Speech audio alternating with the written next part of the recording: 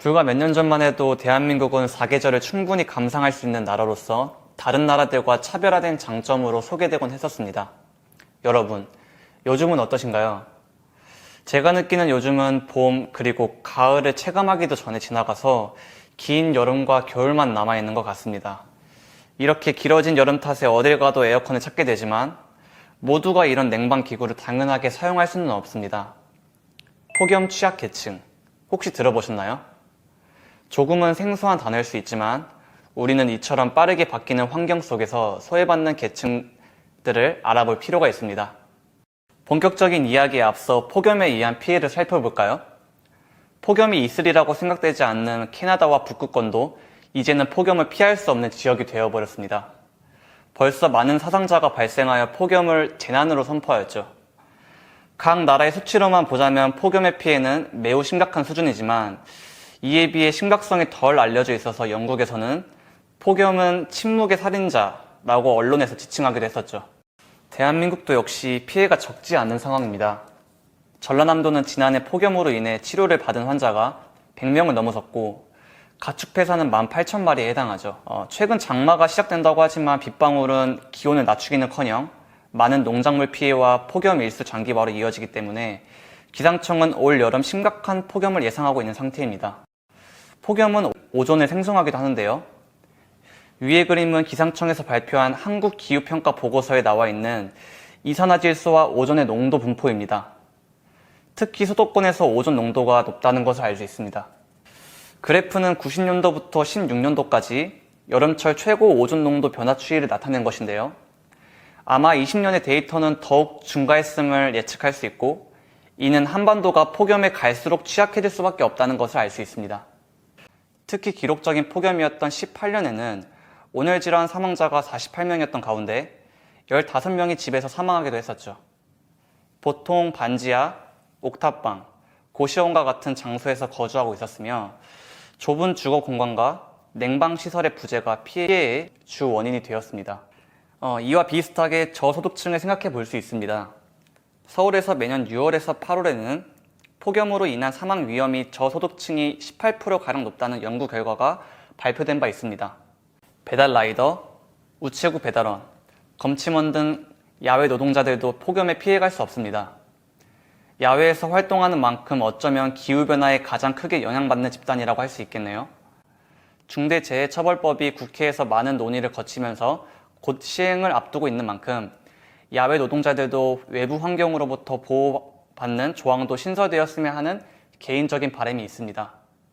그렇다면 이러한 폭염 취약계층을 위한 현재의 정책들과 한계점을 한번 살펴볼까요? 다음으로는 현재 시행되고 있는 정책과 대안에 대해 소개하려고 합니다.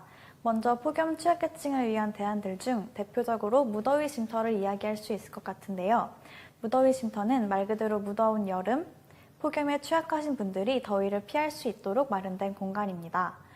국민재난안전포털 사이트에 접속하면 내가 사는 곳 주변의 무더위 쉼터를 쉽게 검색하여 찾을 수 있습니다. 하지만 이 무더위 쉼터는 코로나19 사태 이후 수용 인원을 감축하고 제한하면서 운영상의 한계를 갖게 되었는데요. 이뿐만 아니라 폭염 취약계층에게는 신체적 그리고 거리상의 이유로도 접근성이 낮다는 한계점을 갖고 있습니다. 따라서 폭염 취약계층을 대상으로 무더위 쉼터의 심리적, 물리적 접근성을 높일 수 있는 방안이 모색되어야 할 것 같습니다. 다음으로는 공공기관에서 시행하는 폭염 지원 정책들에 대해 살펴보겠습니다. 첫째, 우리나라 범부처의 폭염 종합대책입니다. 예시로 2019년 범정부 폭염 종합대책이 마련되었는데요. 폭염 재난으로부터 안전한 대한민국이라는 목표 하에 대국민 인식 개선 및 인프라 구축을 포함한 4가지 추진 전략을 세웠습니다. 이 정책에 따라 행정안전부의 주관 하에 다양한 폭염 대응 대책을 시행하고 있습니다. 두 번째로 보건복지부의 지원 정책을 알아보려고 합니다. 보건복지부에서는 폭염 특보 시 독거노인의 안전을 수시로 확인하거나 경로당 지원, 보호사각지대 노인을 대상으로 후원 금품을 지원하는 독거노인 사랑입기 사업을 실시하고 있습니다. 또 앞서 말한 무더위 쉼터를 공공시설까지 추가 지정하면서 폭염 취약계층을 위한 지원 대책을 시행하고 있습니다. 다음으로는 한국에너지재단의 폭염 지원 대책입니다. 기업의 기부금을 대원으로 에너지 복지 사학지대를 지원하고자 시행되고 있습니다.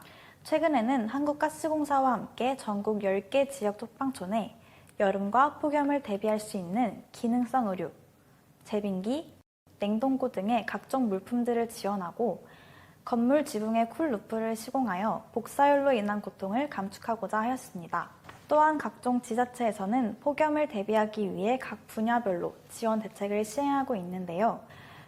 무더위 쉼터 집중 점검과 취약계층을 방문 점검하는 현장 점검, 그리고 은행 등 민간 분야로 무더위 쉼터를 확대 지정하고 이동형 쉼터 운영 및 냉방비를 추가 지원하는 피난처 확대 운영 대책을 시행하고 있습니다. 또 취약계층 및 야외 근로자를 위해 냉방용품을 제공하고 독거노인, 노숙인, 쪽방촌 거주민 등 폭염에 취약한 민감계층에 물품을 지원하는 사업도 시행하고 있습니다.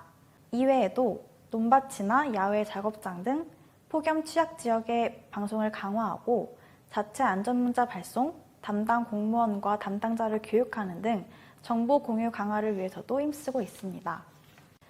마지막으로 환경부에서 시행하고 있는 지원 정책을 살펴보려고 합니다. 먼저 첫 번째로 독거노인을 대상으로 저소득층에게 물품을 지원하고 있습니다.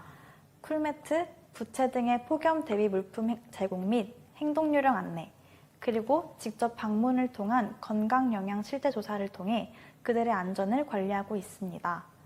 두 번째로는 어린이 놀이터 그늘막 설치를 지원하고 있습니다. 지자체 관리 놀이시설의 시원한 놀이환경 조성을 위해 그늘막을 설치하고 이용객을 대상으로 만족도 조사를 실시하면서 긍정적인 효과를 얻고자 노력하고 있습니다. 세 번째로는 야외 공공 근로자를 위한 이동형 쉼터로 트레일러, 휴대용 천막 등을 활용하여 찾아가는 시원한 쉼터를 운영하고 있습니다. 그러나 이 대책들만으로는 여전히 한계가 존재합니다. 2018년 9월 폭염을 자연재난에 포함하는 법안이 국회를 통과하였지만 여전히 폭염 대책이 제자리 걸음을 하고 있어 주거 취약계층, 5개 노동자, 노인 빈곤층 등 무더위를 버티지 못하고 쓰러지는 사람들이 속출하고 있습니다. 고용노동부에서는 물, 그늘, 휴식을 열사병 예방 3대 수칙으로 안내하고 있습니다. 이것을 야외 노동자들에게 제공할 책임은 사업주에게 있으나 이 조항은 현장에서 매우 허술하게 작동하고 있었습니다. 실제로 검침원 박 씨는 2018년 폭염 때 너무 더우니 편의점에서 물이라도 사 먹을 수 있게 해달라고 요구했더니 회사에서 음료값으로 1년에 2만 원을 주었다고 설명했습니다. 현재 폭염 취약계층을 위해 다방면으로 힘을 쓰고 있는 건 맞지만 이것이 현실에서 100% 해결책이 되는 것은 아니었습니다.